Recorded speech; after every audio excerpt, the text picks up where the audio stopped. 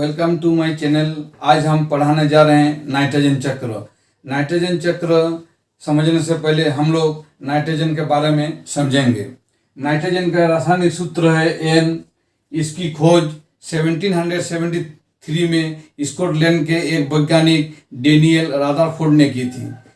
Nitrogen gas वायुमंडल में 78% है।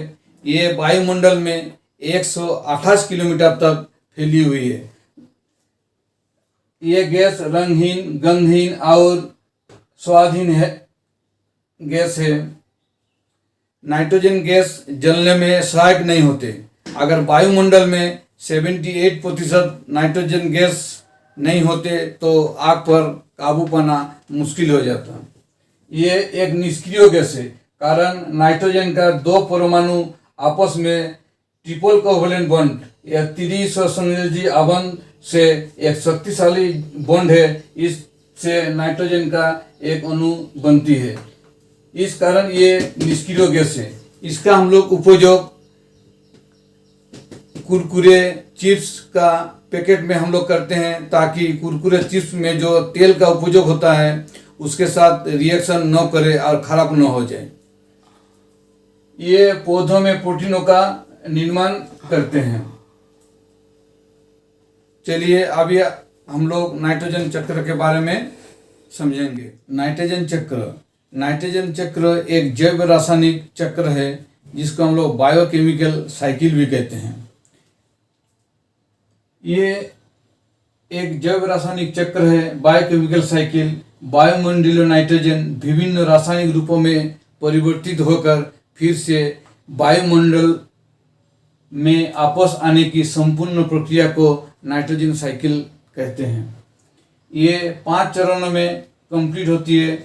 नाइट्रोजन स्थिरीकरण, जिसको हम लोग बोलते हैं नाइट्रोजन फिक्सेशन, नाइट्रीकरण नाइट्रिफिकेशन, स्वागीकरण एसिमिलेशन, एमोनीकरण एमोनिफिकेशन, विनाइट्रीकरण डिनाइट्रिफिकेशन।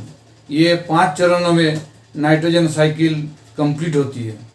नाइट्रोजन फिक्सेशन, नाइट्रोजन स्थिरीकरण, जो वायुमंडल नाइट्रोजन है इसको पेड़ पौधे डायरेक्टली इसको उपयोग नहीं कर सकते, इसलिए नाइट्रोजन फिक्सेशन, नाइट्रोजन स्थिरीकरण ये 3 चरण में होता है। वायुमंडलीय नाइट्रोजन तड़ित या बिजली कड़कने से एमोनिया और नाइट्राइड में परिवर्तित करता है, ये बहुत कम मात्रा में।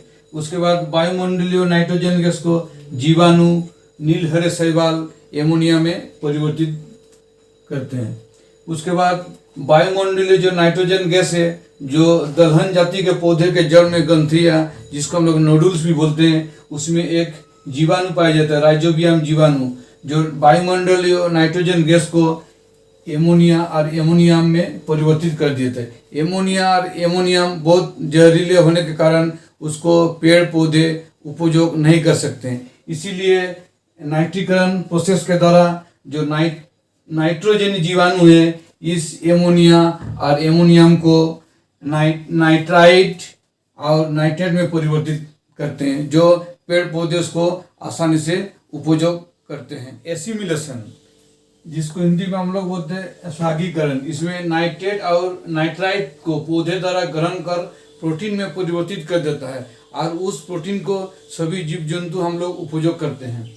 उसके बाद एमनीकरण, जीव जंतुओं का अवशिष्ट जैसा मल मूत्र तथा पौधे या जंतु जब मरते हैं तो उससे कुछ कवक और जीवाणु उसका जो प्रोटीन है जीव जंतुओं का, उन्हें एमोनिया में बदल देते हैं। उसका विनाइट्रीकरण, इस प्रक्रिया के द्वारा नाइट्राइट और नाइट्रेट को डिनाइट्रीफाइंग बैक्टीरिया जो नाइट्रोजन गैस के रूप में पुनः वायुमंडल में आपस मुक्त कर देते हैं। इसी प्रकार नाइट्रोजन चक्र चलते रहता है। आइए अभी हम लोग चित्र के सहायता से नाइट्रोजन चक्र को समझेंगे।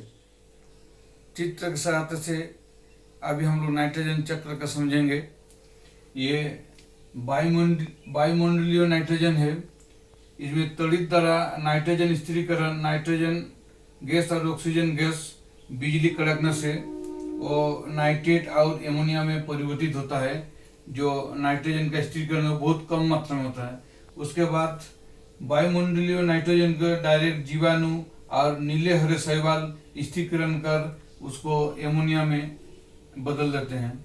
उसके बाद दलहन जातीय जो पौधे हैं जिसका जड़ में नोडुल्स रहता है, उसमें एक प्रकार का जीवाणु रहता है जो राइजोबियम जीवाणु, जो वायुमंडलीय नाइट्रोजन को स्थिरीकरण कर वो एमोनिया और एमोनिया में बदल देते हैं।